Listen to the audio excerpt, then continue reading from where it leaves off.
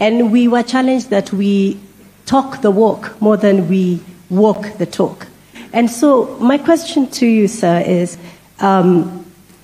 when we are surrounded and reports have come through of wastage of public resources, wastage in public institutions, impunity, and largesse, give us your thought, Your Excellency. How can we set the tone on accountability, but also consequence management in public service? Thank you very much, Wangoi. And first, let me congratulate the teams that have brought together this conference. I remember we met at the request of the SRC to put together this conference so that we can reflect on the two summits that we had before and how much progress has been made. As has been said here, there has been progress. Came down from 51% wage bill to revenue to 46 now, and we aspire to deal with this challenge in the next 3 years to bring it to 35. And the success of any country, the success of any plan or initiative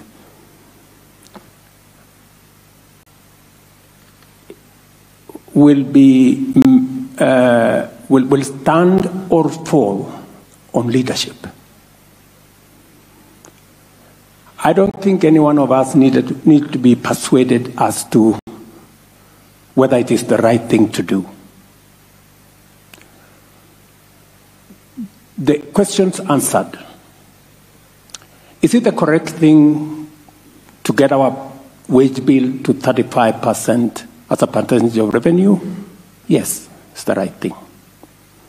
Is it doable? Yes, it's doable. Is it easy? No, it's not easy.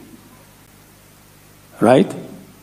So it is up to us as leaders to decide whether we want to do this or we want to play to the gallery, we want to talk the walk, as you've said, or we want to walk, or we want to walk the talk.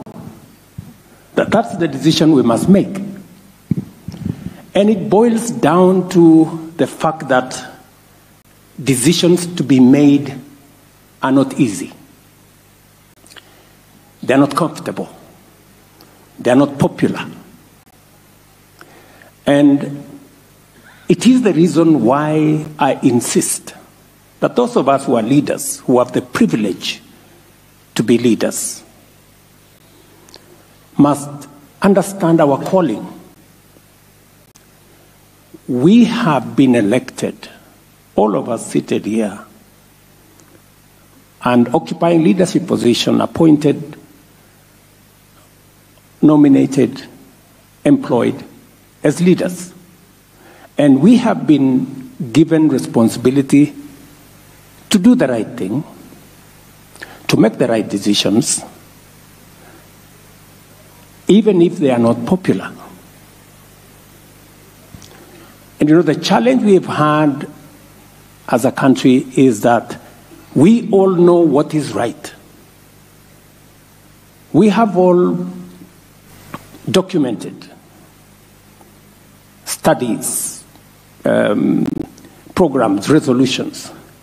But when it's time for the rubber to meet the road, when it is time to implement, it becomes difficult. We have talked about the Abdikadir report. We have talked about the various resolutions of the wage bill before.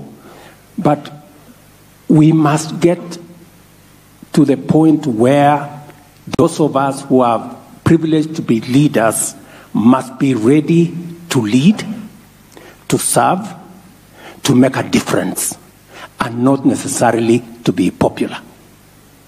We have a choice to make. And if you want people to clap for you all the time, if you want to be a popular guy, you have an option. You can be a comedian.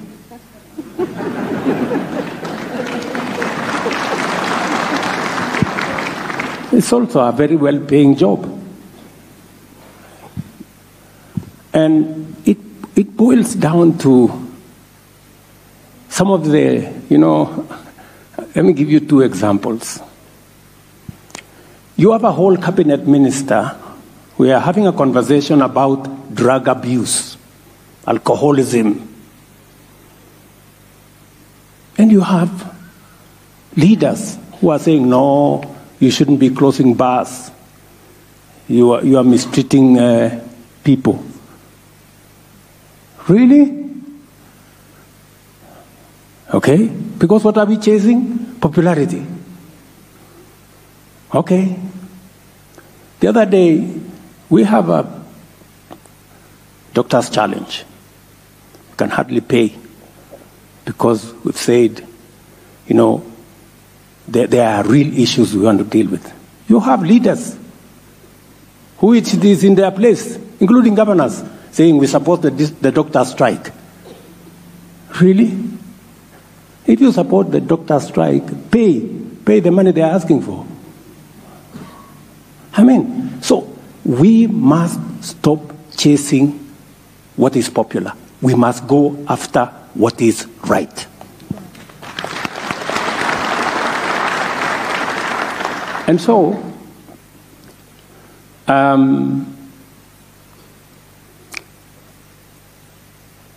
we have three issues from where I sit in this matter of the wage bill. Number one, we must deal with the numbers. The current ratio is that we have so many support staff, and the push from the public is everybody wants a job. Mr. President, give us positions for the military, for the police, for this, for that. We must be deliberate about creating alternative pathways to employment. Public service is not a place for employment. We must build alternative, and that is why, deliberately, as a government, we have said we're going to implement programs that will create opportunities for employment. And we are going to be deliberate, we are going to be intentional, and we are going to push hard. Under our housing program, our plan is to create 1 million jobs. We are at 140,000 as I talk to this audience. It is a program that we all agreed on. For example, housing was in the manifesto of Kenya Kwanza, it was in the manifesto of Azimio. When it got to implementation, it was a problem. Why? Because we want to be popular. When you know what the right thing is, we are going to be intentional and deliberate because it is the way we are going to create jobs and not load on Kenyans under the public service. Number two, we've changed the law. I've signed a new law I've signed the new legislation into law. We're going to create opportunities in the digital space. There are tremendous opportunities in the digital space. That way, we can create alternative pathways and not overload public service. We're going to export our labor. We're going to create jobs in our special economic zones. On Friday next week, I'll be in Athi River with American companies who are bringing 20,000 jobs to Kenya because we've given additional incentives on our special economic zones. It is the direction we must go as a nation. I want to encourage us. We have millions of young people out of school, out of college, out of university. They deserve employment opportunities. We owe it to them as a nation to create opportunities for them. It is not in the public service. The public service cannot accommodate all of them. That's why we must be bold, we must be courageous to push the limits in other areas so that we can get more young people in Kenya in employment. They will contribute to baking a bigger cake, as was said by the chair of SRC. I also see an opportunity for us to enhance our revenue, because if you are talking of wage bill as a percentage of revenue, we must also look at how do we raise revenue? How do we make sure that counties are looking at own source revenue? How are they collecting more money? How do we digitize Kenya Revenue Authority? I want to confirm to the country that we are well on course. I believe that we can raise an extra 500 billion, if not an extra trillion, just by digitizing the Kenya Revenue Authority and getting money that currently we are not getting. It is possible for us to support our counties to raise more money so that we can have the ratio of wage bill to revenue in the right place. And number three, we must deal firmly, decisively with corruption. We must. There is a lot of wastage.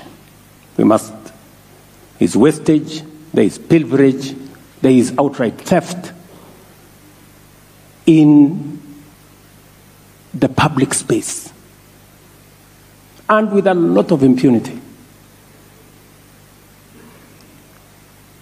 We can put more resources into development. And I think we have now stabilized what we needed to stabilize. We will now confront the monster of corruption head-on going forward. Whether it is in counties, whether it is in the national government, just imagine a simple audit of people working for government has revealed that we have 2,100 so far people with fake certificates working for government. And just a simple audit. And from this conference, Madam Chair, I hope we are going to add one more resolution on fake certificates. Those who have earned money using fake certificates should refund us our public money. Isn't it equivalent to obtaining by false pretense or something?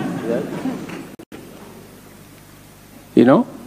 And those who are in government offices today with fake certificates, they should leave. They should resign and go away and look for money to pay us public resources that they have earned falsely. And that chain continues. That chain continues. Good people, we just must do what we must do. And for your information, I intend to do it. Yes. And I am ready to take the consequences. I'm already Sakayo, so there is no problem. If the country is going to get where we want it to go, I don't mind names. Yeah? I don't mind names. So long as we get the country where it should go. So, I don't know whether I've answered your question, but that is my position. I know we have set a target of 2028, Madam Chair. I think it's doable earlier. I think we can do it earlier. We can at least review it by 1 year, down by 1 year. We can do it by 2027. I think it's doable. Because we are burdening the next generation of Kenyans. And you know, speaking to the matter Moses mentioned, that 1 million of us who are working, we are taking away 1.1 trillion of the 2.2 trillion we collect. So 1 million of us. And you know the irony of this is that when we are asked, those of us who have the privilege to earn from the taxes of Kenyans, we are asked to contribute 1.5% so that other Kenyans can have a job, we have a big problem. Not forgetting that there are another 50 million Kenyans who earn nothing, as we earn something. And they pay taxes the way we do. Surely, good people. At least us, we have the privilege of earning something. We are being asked to make a contribution. Those ones, they pay taxes, they earn zero. And they are still around. And they are not complaining. As we are complaining. Really? So this is a conversation, the honest conversation we must have as a country. And I intend to lead from the front on this one. Thank you. So, Thank you, Your Excellency. We are not going to sacrifice progress on the altar of popularity, and we are going to make radical measures, take tough choices to achieve what we must. Thank you, Your Excellency. A round of applause.